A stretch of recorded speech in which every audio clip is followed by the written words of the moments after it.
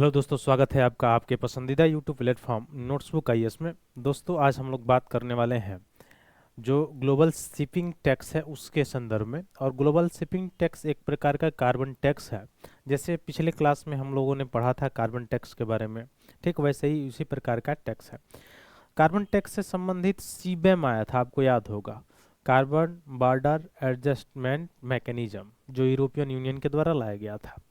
जैसे आपको पता है कि भारत में सबसे ज़्यादा जो प्रोडक्शन होता है वो स्टील का होता है, और स्टील के प्रोडक्शन में कार्बन का इमिशन होना लाजमी है। बिना कार्बन के इमिशन का स्टील का प्रोडक्शन हो नहीं सकता है। और बहुत सारे जो इंडस्ट्रीज हैं वहाँ पे कार्बन के इमिशन जो है मुख्य रूप से उत्पादन में होता है।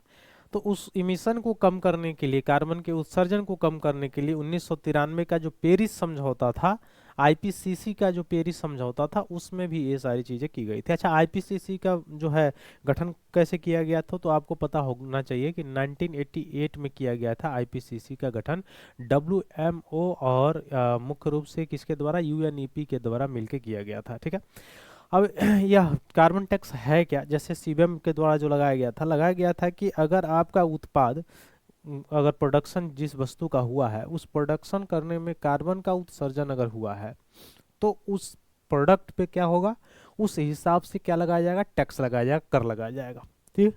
ये ऐसा क्यों किया गया है? कार्बन डाइऑक्साइड के या कार्बन के उत्सर्जन को हतोत्साहित करने के लिए किया गया है, ताकि ग्लोबल वार्मिंग से आने वाले समय को क्या किया जा सके, आने वाले ग्लोबल को क्या किया जा सके, बचाया जा सके। वो अलग बात है कि लिखा देखो क्या होता है, डेवलप कंट्री कितना इसमें कंट्रीब्यूशन करते हैं, ये आपने देखा भी।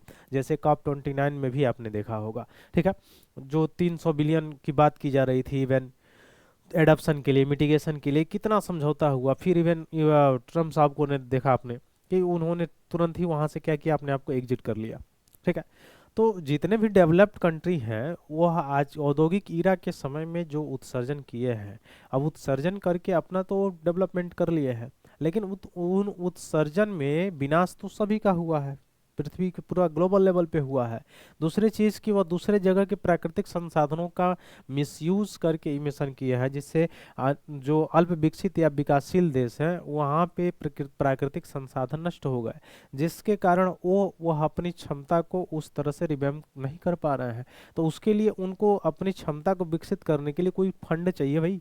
फंड तो चाहिए, कोष चाहिए, जिसके तहत जैसे आइलैंड कंट्रीज जो हैं, आइलैंड कंट्रीज जितने भी हैं वो सबसे ज़्यादा अगर जलवायु परिवर्तन से सामना अगर करना पड़ेगा तो उन्हीं को करना पड़ेगा, क्योंकि जलवायु परिवर्तन जैसे जैसे होगा वैसे ग्लोबल वार्मिंग होगा। ग्लोबल वार्मिंग के वजह से जो बर्फ है वह क्या होंगे, पिघलेंगे, समुद्र का जल का स्तर बढ़ेगा, और स्तर बढ़ेगा तो जो द्वीपीय देश है लाजमी है कि वो डूबने की चांसेस उसमें ज़्यादा हैं, ज़्यादा खतरा उन्हीं में है, ज़्यादा प्राकृतिक आपदाओं के चपेट में वही आ सकते हैं।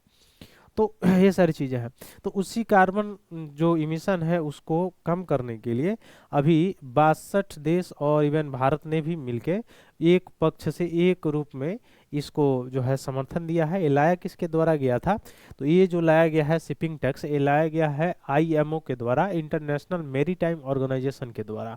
अंतर्राष्ट्रीय जो समुद्री ऑर्गेनाइजेशन संगठन है, अंतर्राष्ट्रीय समुद्री संगठन, उसके द्वारा लाया गया है। तो आईएमओ के बारे में आपको जानकारी होनी चाहिए, इंटरनेशनल मेरीटाइम ऑर्गेनाइजेशन। तो इसके द्वारा लाया गया है और भारत सहित 62 देशों ने इस पे हस्ताक्षर भी किया है। तो है क्या ये टैक्स? जैसे आपको पता है कि पूरे वर्ल्ड में जो ट्रेड होता है, ग्लोबलाइजेशन जब से हुआ तब से और ज़्यादा अधिक मात्रा में, तो जो ट्रेड होता है वो सबसे ज़्यादा किससे होता है? शिप से होता है, समुद्री मार्ग से होता है। और समुद्री मार्ग से जो शिप से होता है उसमें सबसे ज़्यादा जो कार्बन का कंट्रीब्यूशन होता है, उत्सर्जन जो होता है, तो इवन 3% जो है कार्बन का उत्सर्जन होता है वहाँ से। ठीक है। तो कार्बन का उत्सर्जन जो 3% होता है उसको रोकने के लिए ये लाया गया है, कौन सा? शिपिंग टैक्स लाया गया है। तो ये आपसे अगर पूछे कि भारत ने क्या इसका समर्थन किया है, तो हाँ बिल्कुल किया है। भारत सहित 62 देशों ने इसका समर्थन किया है। लाया किसके गया, किसके द्वारा ये लाया गया था? जो ये टैक्स है, जो शिपिंग टैक्स है, किसके द्वारा लाया गया था? आईएमओ के द्वारा लाया गया है, इंटरनेशनल मेरीटाइम ऑर्गेनाइजेशन के द्वारा ये लाया गया है। तो यह क्लाइमेट चेंज, अच्छा क्लाइमेट चेंज जितना ये टॉपिक होने वाला है, यह कभी न कहीं, यह मुख्य रूप से जितने आपके प्रीलिम्स जो पेपर हैं, या अगर प्रीलिम्स में नहीं तो मेंस में कहीं ना कहीं आपको देखने को मिल जाएंगे, क्योंकि यह एक मुद्दा बना हुआ है। मुद्दा क्यों बना हुआ है उसका कारण देखिए, जैसे मौसम में जो मानसूनी हवाएं हैं उनमें भी परिवर्तन देखने को आपको मिल रहा होगा। जैसे बिना बादल मौसम यानी या बिना मौसम बरसात, ये सारी चीज़ें। अब वैसे होगा तो कृषि जो पद्धति है उस पर जो है इफेक्ट पड़ेगा, इवन जो फूड सिक्योरिटी है उस पर इफेक्ट पड़ेगा। तो बहुत सारे जो है लॉन्ग वे में आप लिख सकते हैं इस पे आंसर, ठीक है। तो आइए हम लोग देखते हैं इसके बारे में, ग्लोबल शिपिंग टैक्स है क्या, किस तरह से लगाया जाएगा, कितना प्रतिशत लगेगा, इसके बारे में हम लोग डिटेल जानकारी हासिल करते हैं, देखते हैं, एनालिसिस करते हैं। तो जल्द से जल्द अपने ग्रुप में इसको शेयर कीजिए ताकि हम लोग अपने डिस्कशन को स्टार्ट करें। तो मैंने पहले बताया कि वैश्विक शिपिंग कार्बन टैक्स लाया किसके द्वारा गया है, आईएमओ के द्वारा लाया गया है, यानी इंटरनेशनल मैरीटाइम ऑर्गेनाइजेशन के द्वारा, अंतर्राष्ट्रीय समुद्री संगठन के द्वारा ये लाया गया है। कहाँ, शिपिंग उद्योग पर लगाए गए दुनिया के पहले वैश्विक कार्बन टैक्स के पक्ष में मतदान किया गया है भारत और 62 अन्य देशों के द्वारा। अब यहाँ से एक और क्वेश्चन आपसे पूछा जा सकता है कि क्या पेरिस जो समझौता हुआ था, पेरिस जो एग्रीमेंट हुआ था, उसमें इसकी बात की गई थी कि नहीं की गई थी। तो उस समय इसकी बात, उसमें ये जो है शिपिंग टैक्स की बात नहीं की गई थी, ठीक है। तो याद रखिएगा पेरिस समझौते से संबंधित ये नहीं है, उसमें ये ऐड नहीं किया गया था। अब वैश्विक शिपिंग का योगदान कितना है कार्बन के इमिशन में, तो मैंने पहले ही बताया कि कार्बन गैस के, ग्रीन हाउस गैस के जो उत्सर्जन है वैश्विक लेवल पे, ग्लोबल लेवल पे, उसमें 3% जो कंट्रीब्यूशन है वह किसका है, शिपिंग क्षेत्र का है, ठीक है। और आपको पता होगा कि अंतर्राष्ट्रीय लेवल पर जितने भी ज़्यादा ट्रेड होते हैं, जितना भी सारे व्यापार होते हैं, यह सभी किसके द्वारा होता है, शिपिंग के द्वारा होता है, ठीक है। तो 3% जो है ग्लोबल वैश्विक ग्रीन हाउस जो गैसों का जो उत्सर्जन है, उसमें सबसे ज़्यादा कंट्रीब्यूशन जो है 3% कंट्रीब्यूशन किनका है, तो शिपिंग एरिया का है, ठीक है। अब इसमें पेरिस समझौता में इसको शामिल नहीं किया गया था, मैंने पहले बताया आपको। अब ये लागू कब से होने वाला है, तो 2028 में लागू होगा। कौन सा टैक्स है, शिपिंग टैक्स है, ठीक है। अब यह क्या है, तो इसमें कौन सा प्रावधान है, तो 5000 सकल टन से अधिक भार वाले अगर जो जहाज होंगे जिनकी कार्बन डाइऑक्साइड उत्सर्जन का 85% जो हिस्सा वहन करते हैं, तो स्वच्छ ईंधन प्रौद्योगिकियों को अपनाना होगा उनको, और उत्सर्जन सीमा के आधार पर कार्बन डाइऑक्साइड के प्रति टन या तो 100 या 100 से 380 अमेरिकी डॉलर तक उनको क्या होना होगा, शुल्क देना होगा। अब शुल्क देंगे तो क्या होगा, एक तो हतोत्साहित होंगे और नए नए टेक्नोलॉजी अपनाने के लिए, जैसे हम लोग पढ़े थे कार्बन टैक्स के बारे में या कार्बन क्रेडिट के बारे में पढ़े थे हम लोग, ठीक है। ठीक है, ग्रीन क्रेडिट, कार्बन क्रेडिट। तो ग्रीन क्रेडिट तो जो केवल डोमेस्टिक लेवल पे होता है, लेकिन कार्बन जो मार्केट होता है उसमें कार्बन क्रेडिट का मार्केट इंटरनेशनल लेवल पे होता है।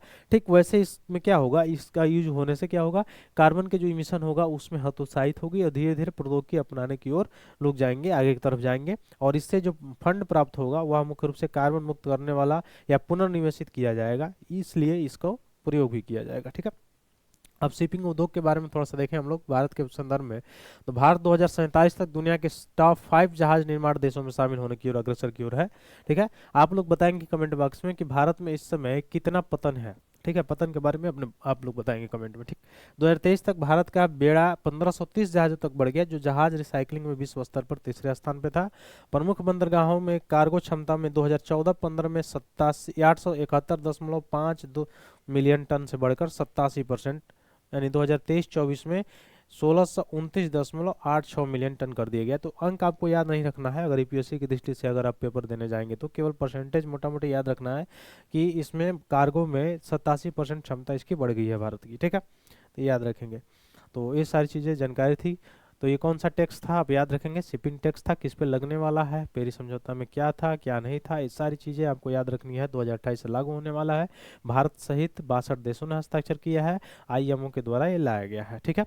फिर मिलते हैं अपने अगले क्लास में, तब तक के लिए बहुत बहुत धन्यवाद दोस्तों, जय हिंद।